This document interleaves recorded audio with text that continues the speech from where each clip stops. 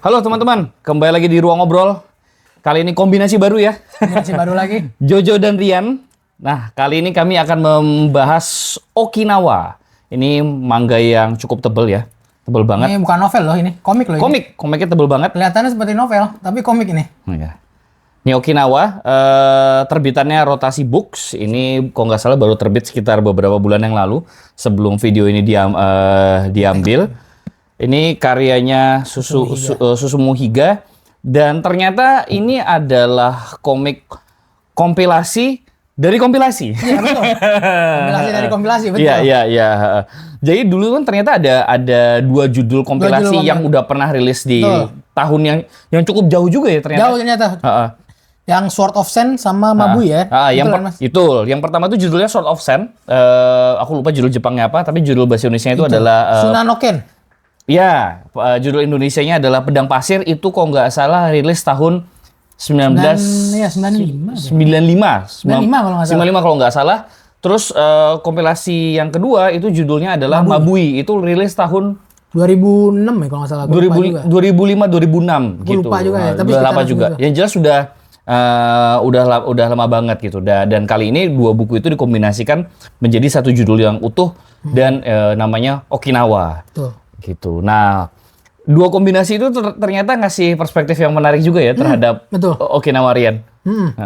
Oke, kalau dari aku yang sebagai pembaca nih, memang jadi Sword of Sen itu tuh jadi pas Okinawa itu lagi pasca perang, bener mas ya? Lagi pas perang sedang berperang antara Amerika dan Jepang, Perang Dunia Kedua, betul, yang Amerika mau bikin pangkalan militer di Jepang. Nah, Sword of Sen itu menyorot pada saat perang itu, tapi di sudut pandang sebagai bukan dari pihak Jepang, maksudnya bukan dari pihak militer Jepang ataupun pihak militer Amerika, tapi dari pihak-pihak masyarakat sipilnya, mas. Betul, dari collateral damage. Betul. Gitu. Jadi dari yang diceritain itu tokoh utamanya itu ibu-ibu petani yang di situ, perawat, masyarakat sipil. Ada Pak RT-nya juga. Ada Pak RT. Ya, bukan Pak RT tapi kepala desa. Kepala desa. Nah, jadi yang disorot dan diambil sudut pandangnya itu, yang di Sword of Sen itu, jadi gimana sih perasaan masyarakat itu ketika pada saat perang dunia kedua terjadi dan ketika pada saat Amerika dan Jepang itu lagi perang. Gitu. Terus yang kedua itu ada dari sisi yang kedua itu side B-nya, katakanlah side B-nya itu adalah judulnya itu Mabui, seperti yang kami bilang di awal tadi. Nah, Mabui itu sudut pandangnya berbeda dengan bagian cerita dari Pedang Pasir atau Sword of Sen. Mabui itu sendiri berfokus ceritanya pada Okinawa kondisi yang sudah jauh lebih modern. Udah sekarang lah, udah pasca perang kayak gitu. Kalau mau dibilang latarnya apakah tahun 2020-an, jelas enggak. Mabui aja rilisnya tahun 2000-an awal. Iya kan? Nah, jadi nggak bisa dibilang lah latarnya Jepangnya zaman sekarang, tapi karena rilisnya udah dulu banget, jadi mungkin lebih dekatnya ke masyarakat tahun mungkin sekitar 90-an akhir atau tahun 2000-an awal yang mana lebih modern. Nah, sudut pandangnya masih sama, sudut pandangnya masih ngomongin warga Jepang, tapi bukan warga Jepang sebagai collateral damage. Udah bukan itu lagi kan. Justru sebagai warga Jepang yang hidup di Okinawa yang udah jadi sekarang. Okinawa yang udah jadi tempat pangkalan militernya Jepang, Amerika. Okinawa yang sudah menjadi prefektur paling jauh di Jepang. Dia tuh di paling selatannya Pulau Jepang. Iya, kan Hokkaido tuh jauh juga kan dari Tokyo. Kan utara, cuma kan Hokkaido masih mainland gitu loh. Ya kan? Dan sedangkan Okinawa itu kan pulau yang terpisah gitu. Nah, sudut pandang di cerita Mabui ini juga kemudian walaupun sudut pandang sekarang ya, ceritanya itu juga nggak lepas dari kemudian memori atau akibat-akibat yang terjadi karena kisah-kisah peperangan yang terjadi di Okinawa. Di Okinawa ya di cerita itu tadi di Sword of Sen gitu. Di Sword of Sen kan? Jadi bisa dibilang Rian ya secara keseluruhan Okinawa ini adalah saya sesuai judulnya lah menceritakan soal Okinawa dari berbagai sudut pandang. Berbagai sudut pandang. Nah, dan kalau aku tangkap juga mas, jadi perbedaannya tadi yang Sword of Sen sama Mabui. Jadi kalau aku ini atau pendapat aku ya. Kalau Sword of Sen itu menceritakan bagaimana masyarakat itu kehilangan fisiknya, Mas. Maksudnya fisiknya itu kehilangan rumah, Ya. kehilangan tempat ya apa namanya? Ya, tanah. gitu-gitu loh. Pokoknya semua fisik. Kehilangan fisik. nyawa. Fisik. Nah, fisik. Nah, kalau yang Mabui itu jadi itu tuh ternyata bahasa Okinawa bahasa aslinya Okinawa itu. Nah, itu artinya itu roh atau spiritual. Jiwa, betul. Nah, jadi kalau yang di Mabui, aku nangkapnya itu ceritanya tuh ketika masyarakat Okinawa itu kehilangan jiwanya, rohnya apa maksudnya pasca perang itu tuh mereka kehilangan identitasnya gitu loh. Betul. Apa ya jiwanya, spiritualnya. Iya, karena memang apa ya teman-teman, setelah kita membaca Okinawa, kami itu sampai pada suatu obrolan di mana memang Okinawa itu adalah apa ya? Okinawa itu adalah sebuah pulau, mungkin sebuah kelompok masyarakat juga bisa dibilang gitu ya, yang terhimpit kekuatan-kekuatan besar. Iya, betul. Nah, kalau mungkin pernah googling ya, Okinawa itu kan dulunya adalah kerajaan Ryukyu. Iya, betul.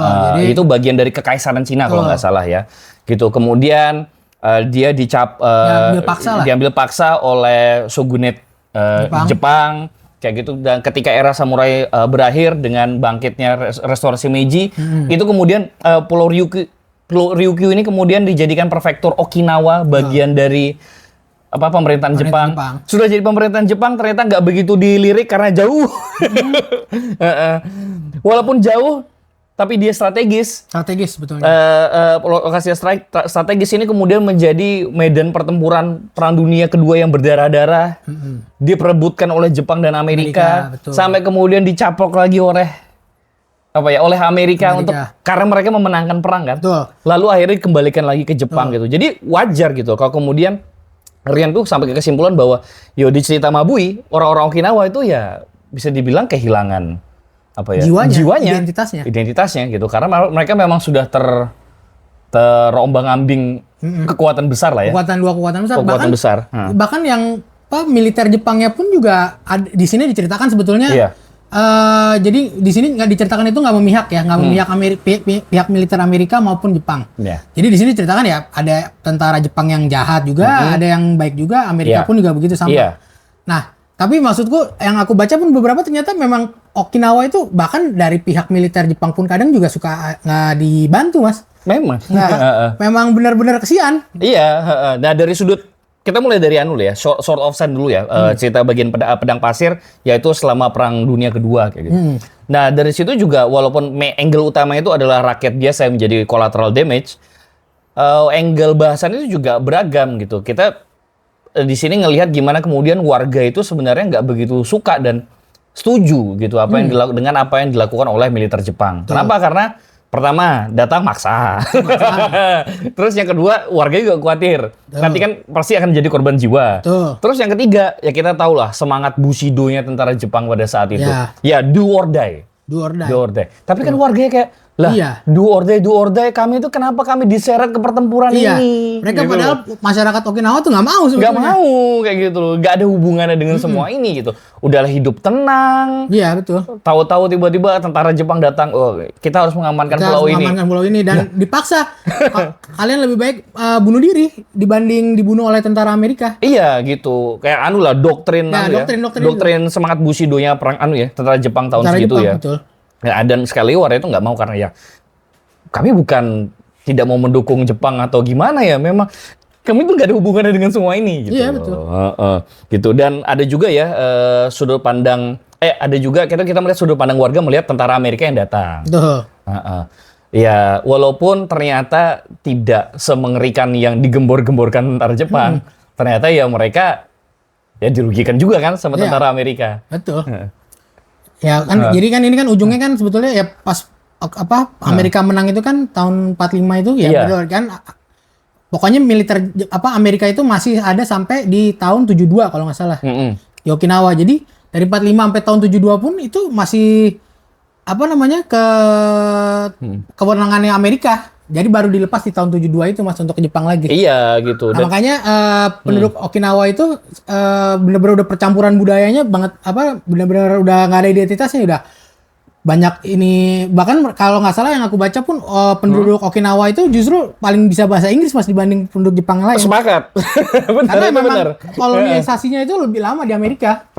Gitu. Dan ternyata ya balik lagi seperti yang di awal tadi ya, dampak kehilangan fisik itu tuh juga berlanjut di Mabui dengan berbagai macam angle gitu. Angle-nya kalau nggak salah, nih kamu tambahin ya, kalau misalnya aku ada yang kurang ya. Misalnya kayak angle-nya tuh pertama dari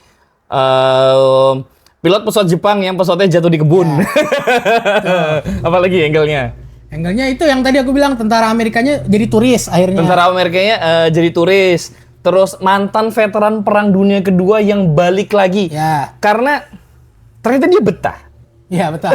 Ternyata betah di situ. Betah di Okinawa. Nah, Apalagi? yang itu Mas, yang kata Mas Jojo bilang aktivisnya itu kerja di sudut pandang itu.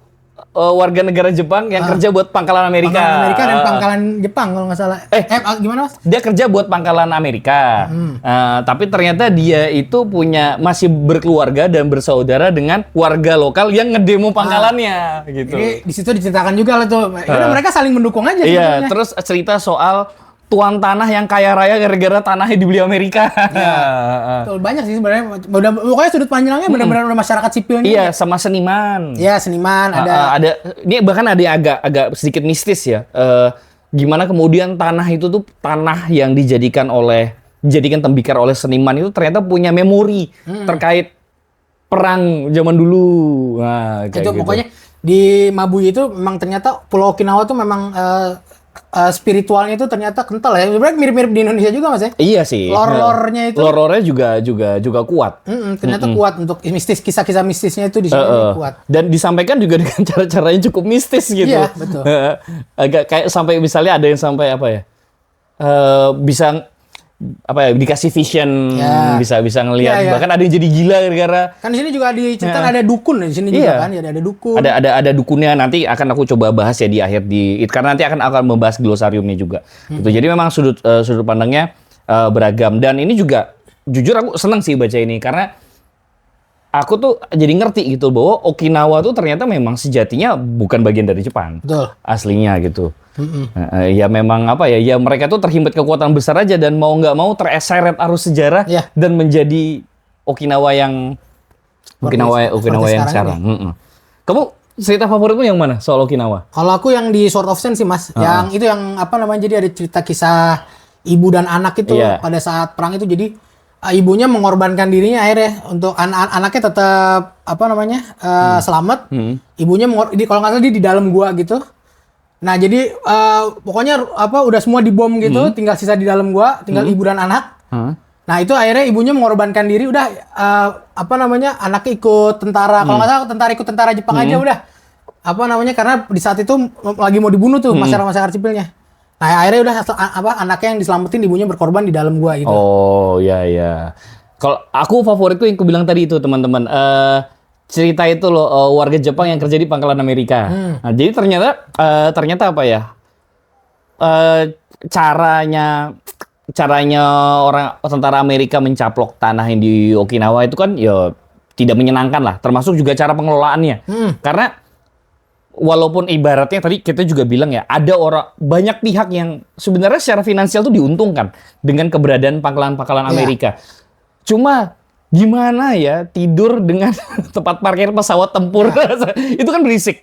Nah itu sehingga kemudian pangkalan Amerika itu akhirnya didemo sama warga lokal. Nah aku suka di cerita ini adalah gimana kemudian warga lokal yang kerja di pangkalan Amerika itu secara nggak sengaja jadi mediator antara demonstran sama pihak Amerika. Dan lucunya lagi ternyata perempuan yang jadi mediator ini itu ternyata tuh masih bersaudara dan masih punya relasi darah lah dengan pimpinan demonstran. Jadi ketika mereka udah pulang ke rumah masing-masing, ngumpul gitu, udah nggak kerja lagi, mereka tuh malah justru saling mendukung kayak gitu. Kamu kerja buat pangkalan Amerika ya? Bukannya malah kayak pengkhianat, uragimono. Bukan, malah dibilangin, kerja di sini ya, bagus. Gajinya oke kan? Terus mendukung. Terus si perempuan itu juga dukung pamannya. Paman juga memperjuangkan hak keluarga sih. Nah, ya bagus. Nanti aku bantu deh gini. Jadi betul-betul sangat tidak hitam putih. Betul, gitu, buku ini nggak hitam putih, betul, nggak ada hitam putih di buku. Nggak ada sosok hero juga di dalam. Nggak ada. Jadi ya memang ya ide suadiri saja gitu loh. Apa kita melihat betul-betul Okinawa dan warganya itu termasuk orang-orang bahkan orang Amerikanya juga ya. Itu ya apa adanya, beragam gitu loh. Ya, nah, sama satu lagi nih teman-teman, tadi kita sempat nge-mention soal apa ya, pedang pasir dan mabui. Ini juga ada sedikit ya ada cover yang dulu dari komik kompilasi pedang pasir Sword of Sand. Ini cover depan ya, ini cover depan. Ini cover ini untuk mabui. Nah, ini cover belakangnya gitu. Apalagi dari Mas sendiri gimana untuk apa artnya? Oke. Di gambarnya. Untuk artnya teman-teman, walaupun ini komik Jepang, ini artnya itu bukanlah sesuatu yang bisa dibilang umum lah untuk manga ya, yang kayak gitu. Untuk manga ya dia punya keunikannya sendiri lah teman-teman. Tapi buatku sendiri sih ini nggak masalah kayak gitu, karena kalau buatku pribadi ya, Rian ya dan teman-teman, yang namanya art tuh aku nggak begitu cerewet ya. Yang penting if it works, it works. Ya. Kalau misalnya bekerja ya berhasil ya udah gitu aja. Itu. Kalau dari aku rada agak bermasalahnya kan ini gambarnya kayak karakternya tuh sama semua gitu. Iya. Nah, itu kan nih gambarnya kan gini-gini semua tuh bentuk. Nah, itu kadang tuh aku suka lupa ini karakter yang mana ya atau apa gitu. Di situ sih, tapi sebenarnya untuk secara cerita sih tersampaikan ya. Iya. Tapi untungnya walaupun memang bisa bener juga sih yang dikatakan Rian, karakternya itu desainnya mirip-mirip. Kadang-kadang agak bingung tuh bedainnya. Untungnya ini ceritanya itu pisah-pisahan semua. Ya, betul. Tidak ada yang saling berkait. Yang satu-satunya saling berkait itu adalah elemen budaya dan sosial. Karakternya enggak. Ya. Gitu. Jadi begitu udah pindah chapter, ya udah kita membuka babak baru lagi aja. Bahkan ini kan saking karakternya mirip-mirip nih. Ada yang kalau yang tentara Amerika tuh Mas ngomong itu pakai tanda kurung, cara untuk membedainnya. Iya. Oh iya, aku lupa kan? tuh bagian mana. Iya. Pokoknya ada kalau tentara Amerika yang ngomong orang asing itu dia dibuat tanda kurung. Nih, ini kan tanda apa nih? Macam tanda. Iya. Nih teman-teman. Untuk membedakan karena memang karakternya ini orang Jepang apa orang Amerikanya kan kadang susah juga nih. Gitu. Iya. Itu sih dari segi art. Terus teman-teman di sini tuh banyak terminologi yang dipertahankan karena memang mangaka itu pengen istilahnya menekankan pengenalan dari budaya asli Okinawa, bukan budaya Jepang ya. Ya, betul. Budaya asli Okinawa. Jadi memang budaya Okinawa dan budaya Jepang itu beda ternyata memang. Dari segi bahasa, budaya, terus seni, itu semua memang ternyata Okinawa tuh punya sendiri. Gitu. Dan semua itu dijelaskan di glosarium ada di belakang. Jadi kita nggak perlu repot-repot selalu nge-googling ya teman-teman, ya ada di glosarium. Lihat aja di belakang. Dan pengarangnya Susumiga memang asli orang Okinawa. Gitu. Dan salah satu cerita di sini kan juga merupakan cerita ayahnya dia kan. Ya, ada cerita ibunya juga ada, Mas. Cerita ibunya juga ada. Dan menariknya cerita ayahnya tuh dia itu loh yang aku suka. Ternyata walaupun bapaknya jadi 3 tahun jadi tawanan Amerika di Hawaii, ternyata hidup di sana enak. Iya. Pas pulang malah nggak cerita yang jelek-jelek ya, Mas. Malah ceritanya bagus-bagus ya. Malah diperlakukan dengan baik. Malah ternyata lebih enak jadi tawanan Amerika ketimbang jadi tentara Jepang. Betul. Lucu banget sih itu emang. Gitu. Nah, terus di belakang tuh juga ada catatan editor, teman-teman. Nah, oh iya, ini satu lagi nih aku baru notice nih Rian. Ini komiknya kan karena manga, kanan ke kiri. Nah, tapi untuk ini glosariumnya. Pertama kita mulai dari wawancara dulu ya, dari belakang, dari wawancara Susumiga itu tuh dari kiri kanan. Iya, betul. Nah, gitu, dari kiri kanan. Nah, nih ya, teman-teman, ini kiri kanan. Gitu, termasuk ya intinya bagian-bagian tambahannya tuh dari kiri sama kanan. Gitu sih. Kayak aku mau ada lagi nggak mau ditambahin soal Okinawa? Enggak, ini kalau mau baca bisa di Kuratoru Mas ya. Iya. Dan beli juga bisa di sini Mas ya. Iya, ini bisa dibeli di Kuratoru teman-teman, harganya 175.